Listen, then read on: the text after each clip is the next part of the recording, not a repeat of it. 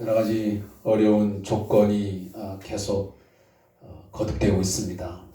좀 좋아지는가 하면 또 상황이 나빠지고 이러면서 우리의 삶에 굉장히 어려움을 주고 있는 현실인데, 그렇지만 이 현실이 결코 나쁜 것만은 아니에요. 나쁜 것만은 아니에요. 사람은 그 악조건을 잘 활용하면 오히려 내 삶에 좋은 영향력을 끼칠 수 있고 미칠 수 있는 것이 우리 살아온 삶의 어떤 그런 터득된 지식 아니겠습니까? 그러니까 이 코로나19가 있다 그래서 모든 것이 다 잘못되는 것 아닙니다. 오히려 더 결속력이랄지 우리 어떤 신앙, 우리 어떤 삶의 어떤 그 본질을 더 찾아가는 데는 더 큰 유익이 있다고 저는 생각해요. 그러니까 이렇게 좀 고맙겠습니다. 자, 기도하겠습니다.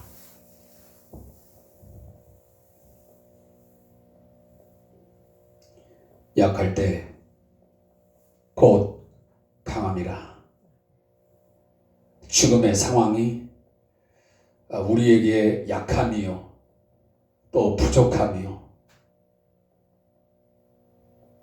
힘겨운 삶의 순간에 놓여져 있지만, 그러나 이 속에서 우리는 하나님의 강하심과 하나님의 위대하심과 하나님의 사랑을 다시 발견하기를 원합니다. 주님, 우리가 죄인이기에, 우리가 연약한 자이기에, 우리는 무능한 자이고 무지한 자이기에 하나님이 더더욱 필요합니다. 주 없이 살 수 없네. 주 은혜 없이는 살 수 없네. 주의 도우심과 주의 또한 능력이 우리에게 함께하지 아니하면 살 수 없네 고백하는 이 시간들이 되게 해 주시옵소서. 이 신앙생활과 우리의 삶의 모든 삶의 어려움 때문에 더더욱 주께 가까이 나아가게 하시고 하나님을 향하여 더 눈을 들어 향하게 하시며 더 기도에 무릎을 꿇을 수 있는 저희들 되게 해 주옵소서. 이 상황 때문에 예배를 포기하거나 기도를 포기하거나 신앙생활이 느슨해지고 게을러지는 그런 어리석은 모습이 우리에게 있지 아니하도록 하나님 도와주시옵소서. 이 시간도 말씀을 함께 듣기를 원합니다. 주의 말씀을 청종하기를 원합니다. 말씀이 우리 안에 들려오게 해 주시옵소서. 이 생명의 말씀, 능력의 말씀으로 말미암아 우리의 약한 심령들이 강함을 얻게 하시고 우리의 부족함이 충만함으로 채워지게 하시고 세상을 넉넉히 이길 수 있는 말씀의 능력을 얻게 하여 주시옵소서. 감사합니다. 예수님의 이름으로 기도합니다. 아멘.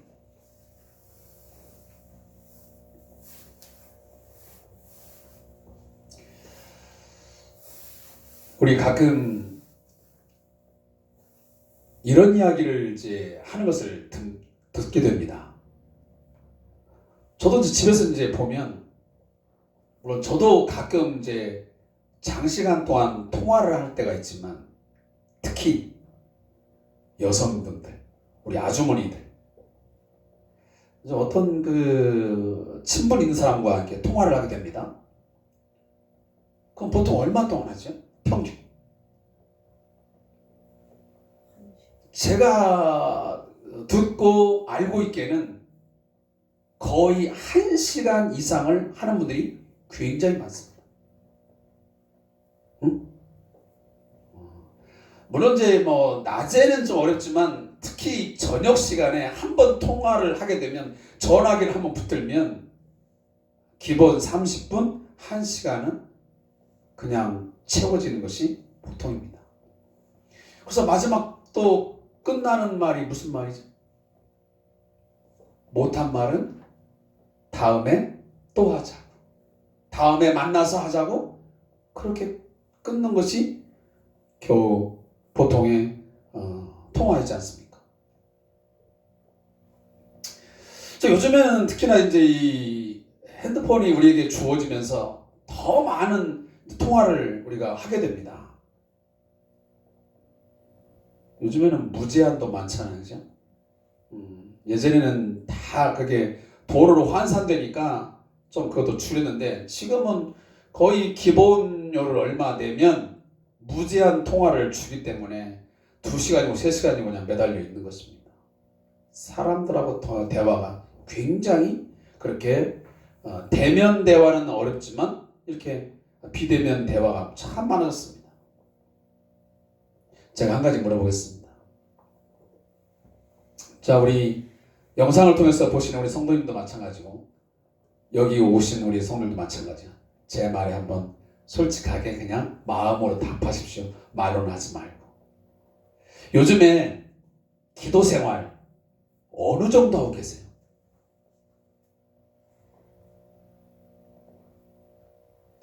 보통 우리가 핸드폰을 잡으면 30분, 1시간, 2시간씩 통화를 하게 되는데, 내가 정말 하나님과의 대화가 거기에 과연 미치고 있는지, 아니면 그것보다 훨씬 더 못한 한 10분의 1밖에 해당되지 않는지 스스로 대답하시고 결단이 있었으면 좋겠습니다.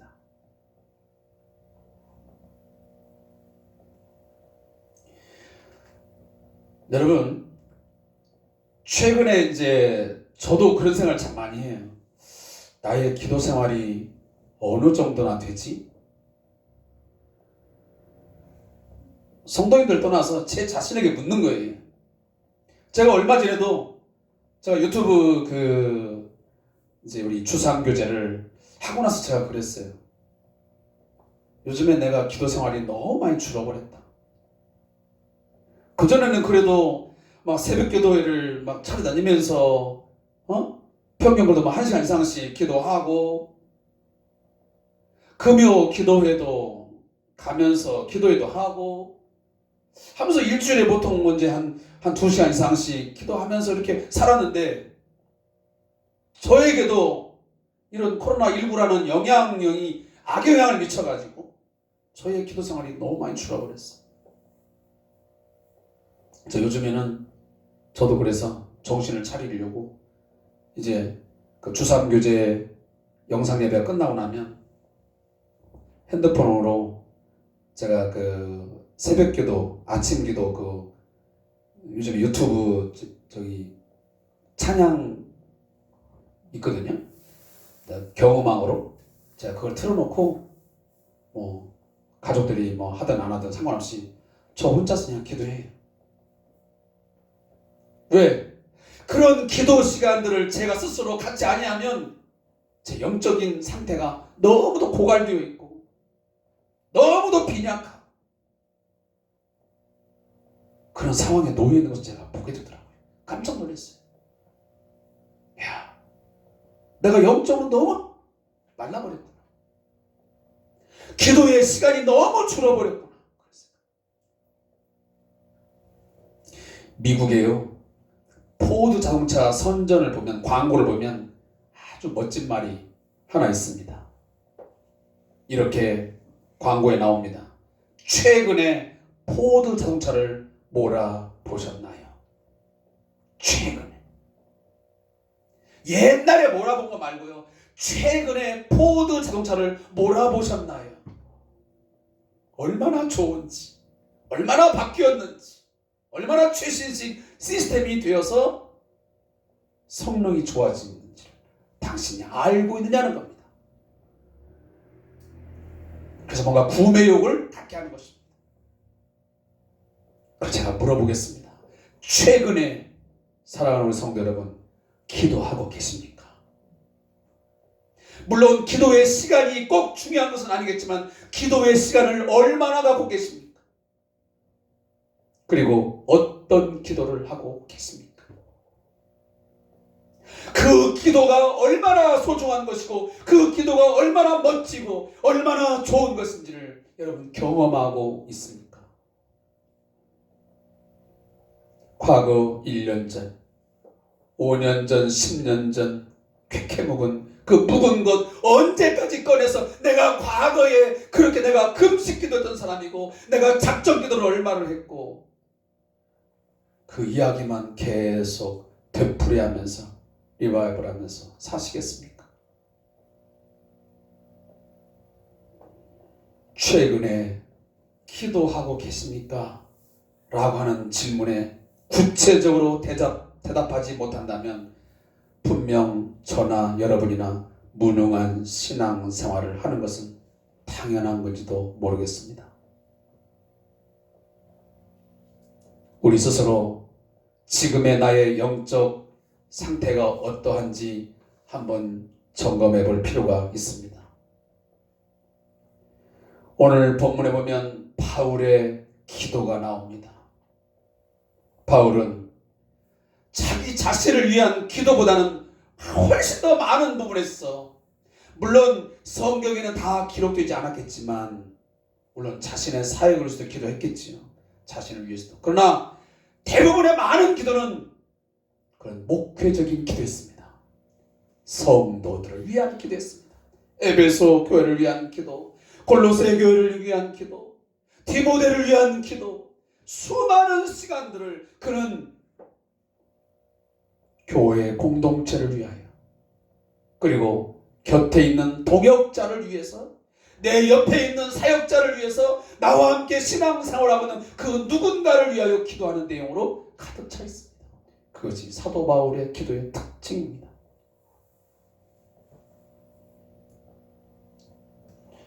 그 기도를 어떻게 하고 있다고요? 무릎을 꿇고 기도했다 했어요. 제가 지난주 말씀드렸잖아요. 무릎을 꿇고 기도. 그냥 1분, 2분 동안 대충 하는 그런 기도가 아니었습니다. 침대에 편히 누워서 하는 기도가 아니었다 그 말이에요. 그런 무릎을 꿇고 하나님 앞에 복종하는 심정으로 당신께서 무엇을 말씀하시는지 내가 듣겠다고 하는 거죠. 그리고 자신을 쳐서 복종시키면서 나는 아무것도 아닙니다. 나는 무지합니다. 나는 무능합니다. 하는 그런 자서 무릎 꿇고 그런 기도했다라고 말씀합니다. 첫 번째 기도가 뭐였습니까? 속사람이 새롭게 지으심을 받은 새 사람 그 내적 존재가 성령의 역사를 통해서 더욱 튼튼해지고 영적으로 더욱 강건해지는 것을 그는 허락해달라고 기도했습니다.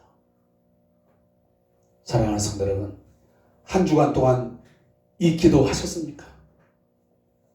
지난 한 주간 동안 이 말씀 듣고 그래 나의 속사람이 우리 성도들의 속사람이 성령의 역사를 통해서 더욱 튼튼해지고 더 강건해지길 내가 기도해야 되겠구나. 그런 기도 하셨습니까? 그게 말씀을 들은 자의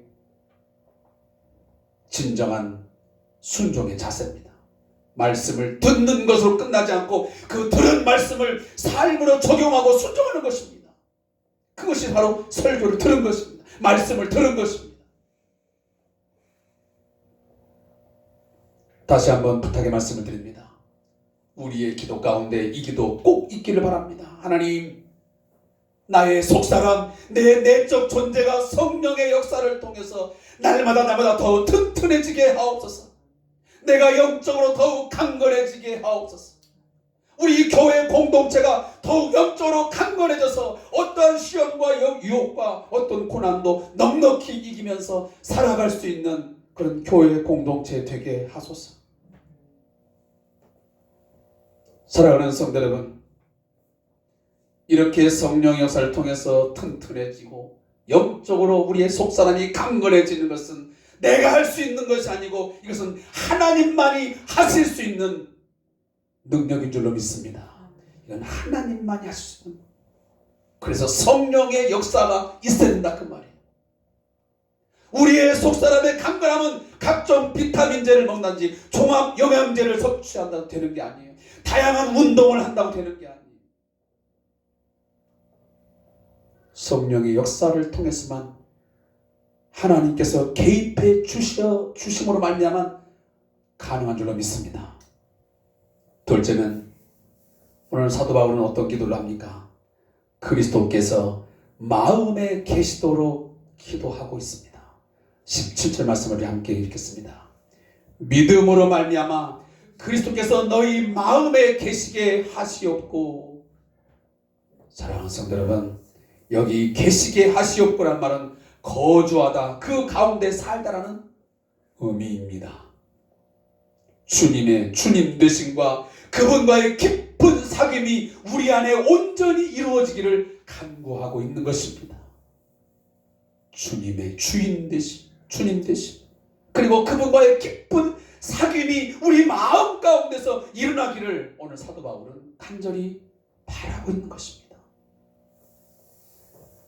우리의 강건한 속사람은 날마다 매 순간마다 그리스도의 지배를 받아야 합니다.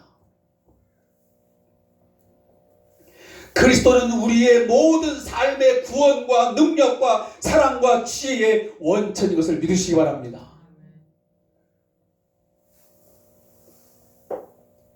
제가 다시 한번 자문자답을 하도록 하겠습니다.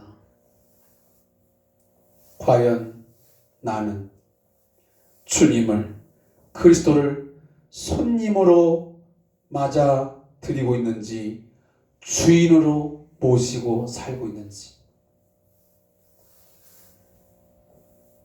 저와 여러분의 삶 속에서 그리스도께서 우리의 마음의 중심의 주인으로, 주님의 주님 되심으로 자리를 잡고 있습니까? 아니면 가끔 한 번씩 불러드리는 손님으로 초청되어서 자리를 잡고 있습니까? 손님입니까? 주인입니까?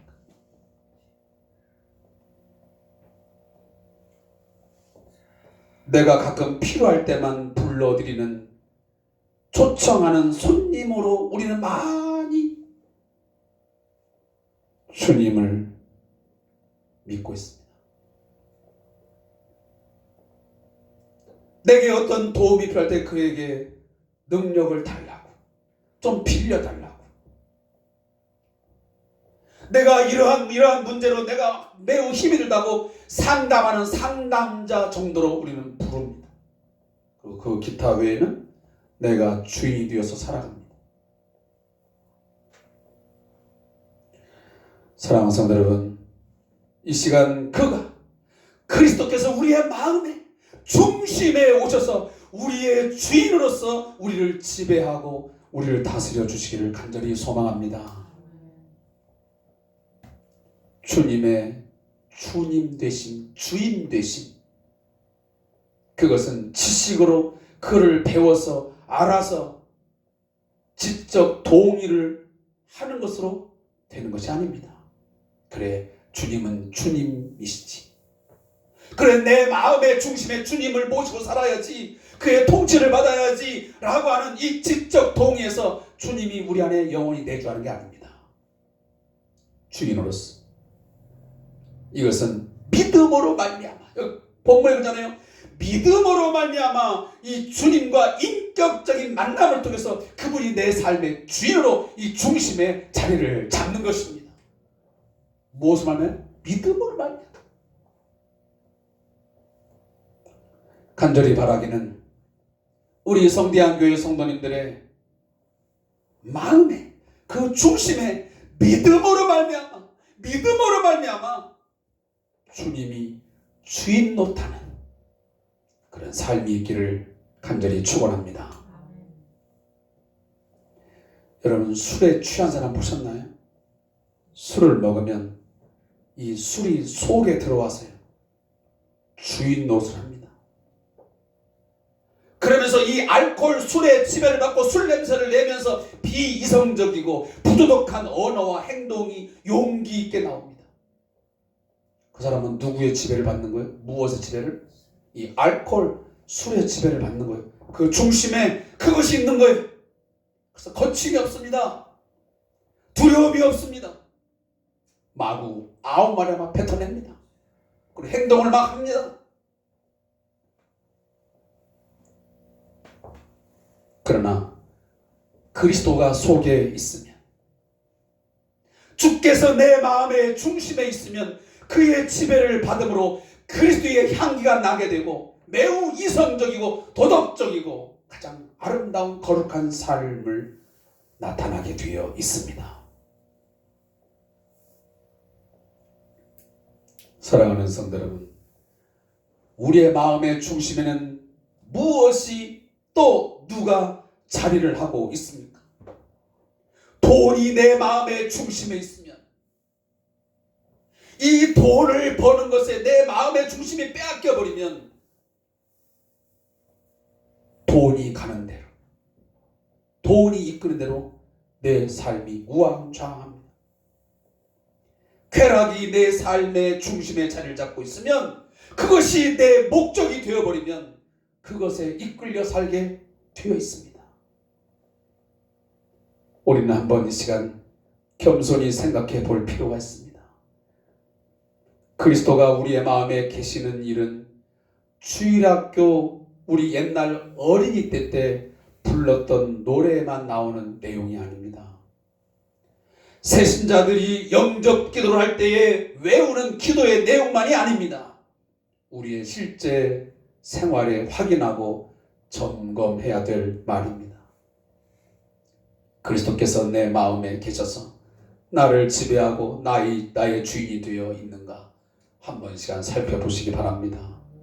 우리 교회 공동체의 진정한 주인은 과연 누구이신지, 내가 내 마음대로 내 생각대로 내 계획대로 하면서 말로만 주님이 나의 주인이라고, 교회의 주인이라고 하고 있지 않는지 반성하는 시간 되기를 원합니다. 세 번째는, 바울의 기도의 세 번째는 그리스도의 사랑을 더 깊이 알게 해달라고 기도하고 있습니다. 17절 하반절입니다. 너희가 사랑 가운데서 뿌리가 박히고 터가 굳어져서 능히 모든 성도와 함께 지식에 넘치는 그리스도의 사랑을 알아. 그 너비와 길이와 깊이가 어떠함을 깨달아 라고 했습니다. 사랑 가운데서 뿌리가 박히고 터가 굳어졌어. 여기 나오는 지금 지식에 넘치는 그리스도의 사랑이라는 말이 나옵니다. 이 표현이 지금 무슨 말이냐면, 헤아릴 수 없는 부유한 그리스도의 사랑이라는 말입니다.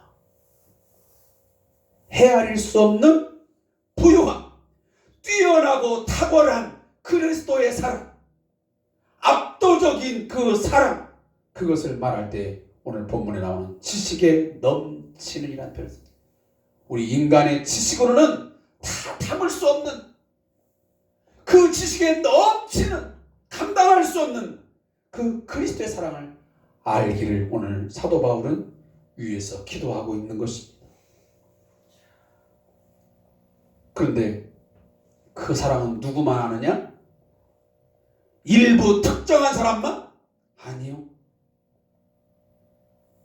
교회 공동체의 어떤 임원들만, 장로님들만? 아니요. 오늘 보니까 모든 성도와 함께 그랬습니다. 사랑하는 성도 여러분, 우리 교회 공동체 모든 성도와 함께 그리스도의 사랑, 그 넘치는 사랑, 헤아릴 수 없는 부유한 사랑을 더욱더 알아갈 수 있기를 간절히 축원합니다. 그 사랑 가운데서 우리가 뿌리가 박히고, 이 뿌리가 박힌다는 건 뭐죠? 이건 식물을 비유한 겁니다. 지면에 뿌리를 깊이 내리는 것이죠. 얄팍한 사랑이 아니에요. 겉에 그럴싸하게 아주 얇게 묻혀있는 그 사랑의 깊이가 아니고요. 그 뿌리는 뿌리를 깊이 내리는 거예요. 또 하나, 터가 굳어져서, 흐물흐물한 터가 아니고요. 그 기초와 토대가 굳어져서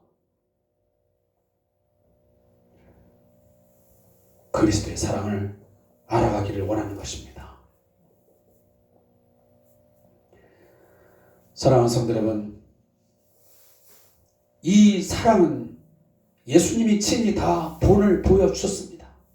그리스도의 사랑의 그 부요함을, 그 그리스도의 사랑이 얼마나 탁월하고, 그 그리스도의 사랑이 얼마나 풍성한지를, 헤아릴 수 없는 사랑인지를 예수님은 친히 다 보여주셨습니다.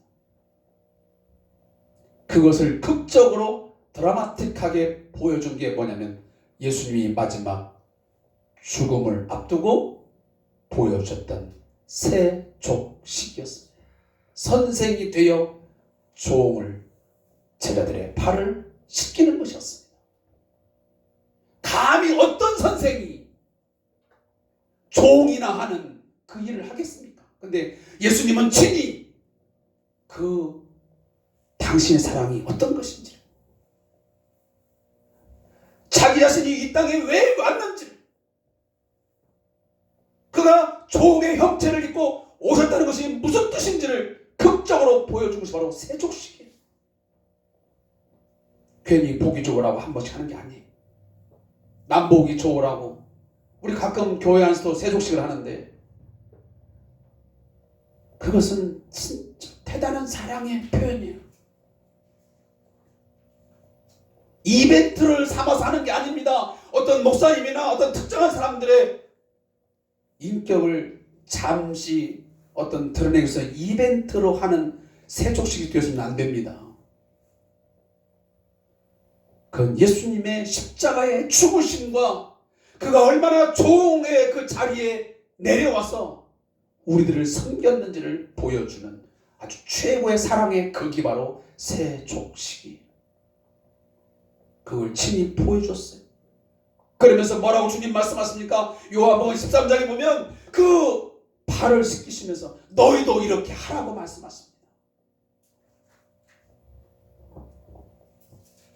사랑하는 성도 여러분, 우리가 그리스도의 사랑을 더 깊게 알아가고 그 헤아릴 수 없는 사랑을 깨달아서 그 사랑을 우리가 실천하는 것, 이건 정말 중요한 기도 중의 기도입니다. 코로나19를 물리쳐달라고, 이것으로부터 우리의 가정과 내 건강을 지켜달라고 하는 기도보다 더 중요한 기도는 내가 그리스도의 사랑을, 이 풍성하고 부여로운 사랑을 내가 깨달아 알게 해달라는 기도는 우리가 평생을 해야 할 기도 내용입니다.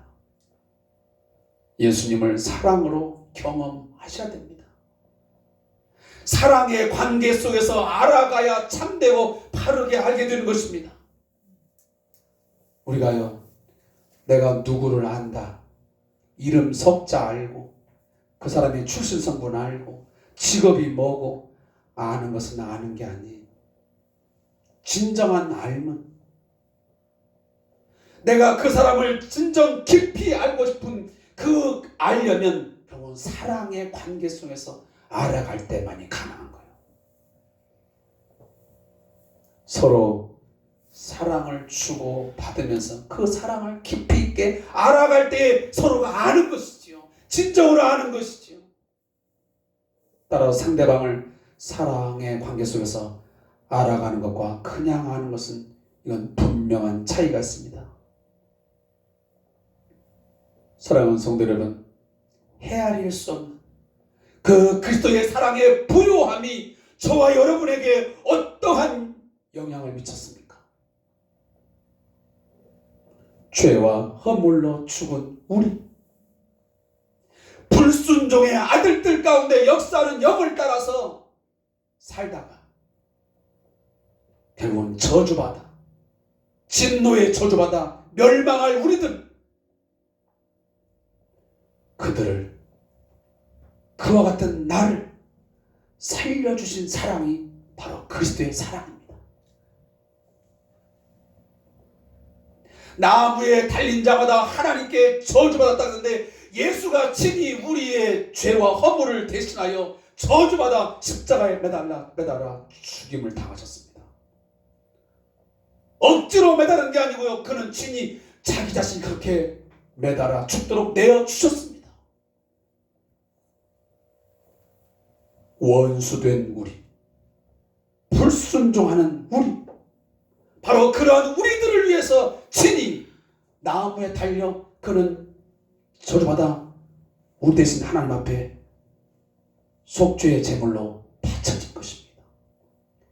그가 속죄의 제물로 바쳐짐으로, 그가 속건 제물로 바쳐짐으로 우리의 죄값이 지불되었고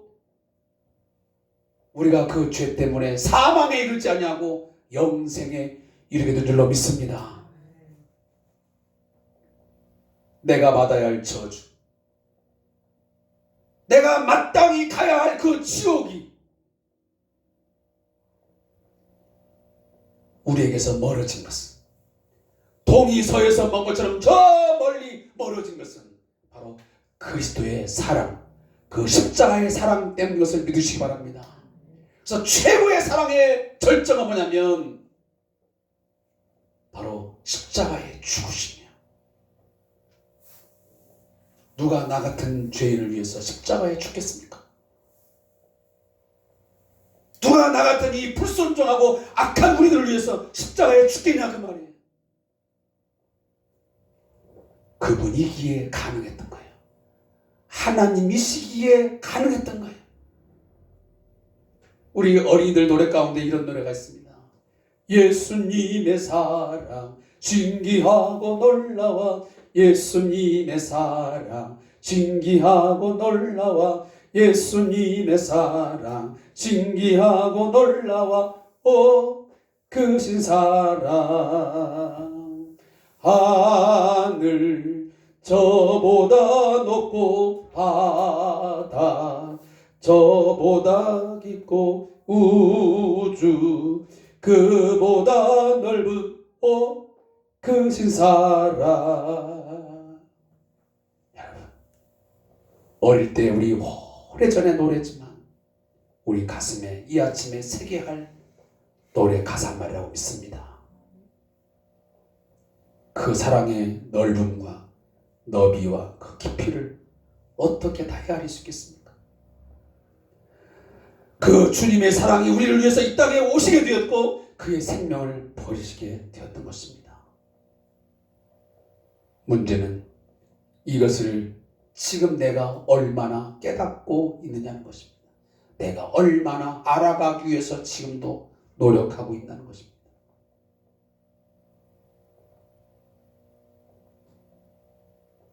자식이 부모의 사랑의 그 깊이와 넓이를 알게 되면, 더 깊이 알게 되면 성숙해지는 거예요. 미성숙해 있던 그 자식이 엄마의 아버지의 사랑을 알게 되면, 그 깊이를 더 알게 되면 어느 날 돌변해서 성숙한 자녀가 되어 순종하게 되고 삶에서 늘 최선을 다하는 진실한 모습의 삶을 살아가는 것. 하나님의 사랑을 알면, 그리스도의 사랑의 그 깊이와 넓이를 알게 되면 우리는 주님을 사랑할 수밖에 없게 되고요. 그분의 명령에 순종할 수밖에 없어요. 사랑을, 하나님의 사랑, 그리스도 사랑을 말로는 잘하고 지식으로는 잘 알고 있는데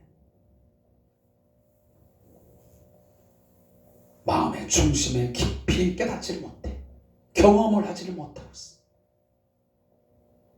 예수님의 사랑은 창녀와 세리와 가늠한 자와 각색 병든 자와 귀신 들린 자와 그리고 십자가의 한쪽 편에 있던 강도까지 용서하시고 용납하시고 품어주셨던 사랑인 것을 여러분 꼭 기억하시기 바랍니다. 이 사랑에서 제외될 사람은 아무도 없습니다. 용서받지 못할 죄인은 한 사람도 없었습니다. 바로 그 사랑이 저와 여러분을 초청해 주셨고 용서하셨고 살려주셨음을 믿으시기 바랍니다. 예수님께서 마태복음 22장 9절에 보면 천국 비유를 말씀하시면서 내 거리 길에 가서 사람을 만난 대로 혼인잔치에 청하여 오라 한데 종들이 길에 나가 악한 자나 선한 자나 만나는 대로 모두 데려오니 혼인잔치에 손님들이 가득한지라 그랬습니다. 오늘 예수님은 우리를 초청하실 때 사랑으로 초청하시면서 그 누구든지 악한 자든 선한 자든 네가 세리이든 창녀이든 가늠한 자이든 병든 자이든 귀신 든 자든 누구든지 내게 오라. 주님은 그를 쫓아가셨습니다. 그들을 용납해 주셨습니다. 그리고 그들이 회개하고 주님을 영접할 때 그 누구든지 하나님께서는 내 집에 구원이 이르렀느니라 그에게 구원을 허락해 주셨습니다. 이사야 55장 1절은 말합니다. 오라 너희 모든 목마른 자들아 물로 나오라 돈 없는 자도 오라 너희는 와서 사 먹되 돈 없이 갑옷이 와서 포도주와 젖을 사라 그랬습니다. 오늘 하나님 나라의 구원은 예수 그리스도가 그 사랑으로 베푸신 그 구원의 은총은 돈 없는 자도 그 누구라도 값없이 와서 다 살 수 있는 은혜인 줄로 믿습니다. 고린도후서에 보면 5장 13절 14절에 보면 사도 바울은 이렇게 고백합니다. 우리가 만일 미쳤어도 하나님을 위한 것이요 정신이 온전하여도 너희를 위한 것이니 그리스도의 사랑이 우리를 강권하신도다 그랬습니다. 사랑하는 성도 여러분, 그리스도의 사랑에 미치면 그리스도의 사랑이 우리를 강권하면 주님을 위해서 어떠한 일도 감당할 수 있습니다.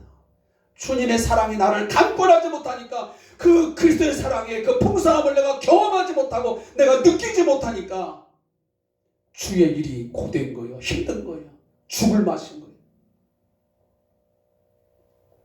사도 바울은 그리스도의 사랑이 그를 강권하기 때문에 쇠사슬에 매인 사신으로서 이방인에게 복음을 위하게 하여 그는 어떠한 목숨도 생명도 조금도 아끼지 않는다고 말씀하지 않습니까? 에베소 교인들이 이러한 자신을 이해해 주기를 오늘 사도 바울은 바라고 이 편지를 쓴 것입니다.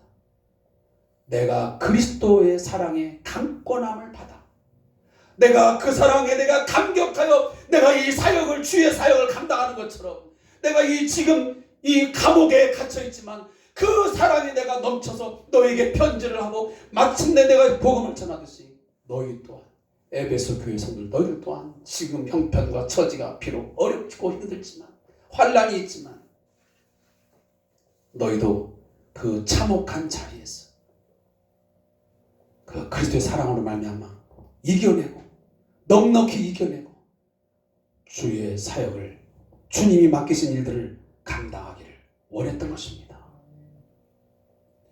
예수님의 사랑의 힘 때문에 우리는 넉넉히 이길 수 있습니다. 아무도 우리를 이길 자가 없습니다. 여러분, 그 로마서 8장 35절에 보면 이 말씀이 있습니다.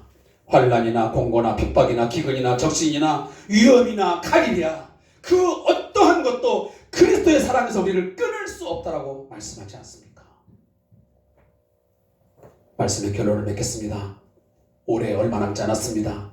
얼마 남지 않은 동안 꼭 기도의 내용 이것만은 놓치지 마십시오. 내가 주의 사랑을 더 깊이 알고 내가 더 깊이 체험하며 살게 해 주시옵소서.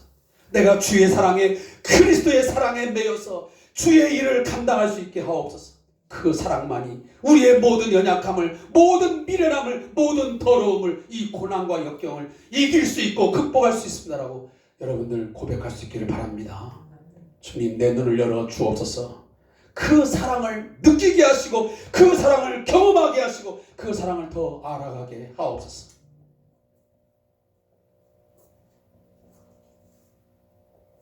사랑하는 성도 여러분, 우리가 하나님의 사랑의 넓이와 길이와 높이와 깊이를 알면 알수록 하나님이 주시는 풍성한 삶과 충만한 삶을 누릴 수 있습니다. 우리가 이 찬양 마지막으로 한번 하고 마치겠습니다. 오직 주의 사랑에 매여. 제가 오늘 그냥 이 찬양하고 제가 축도로 마칠게요. 우리 함께 찬양해서 오직 주의 사랑에 매여. 오직 주의 사랑에 매여 내 영 기뻐 노래합니다. 이 소망의 언덕 기쁨의 땅에서 주께 사랑 드립니다. 오직 주의 사랑에 매여 오직 주의 사랑에 매여 내 영 기뻐 노래합니다. 이 소망의 언덕 기쁨의 땅에서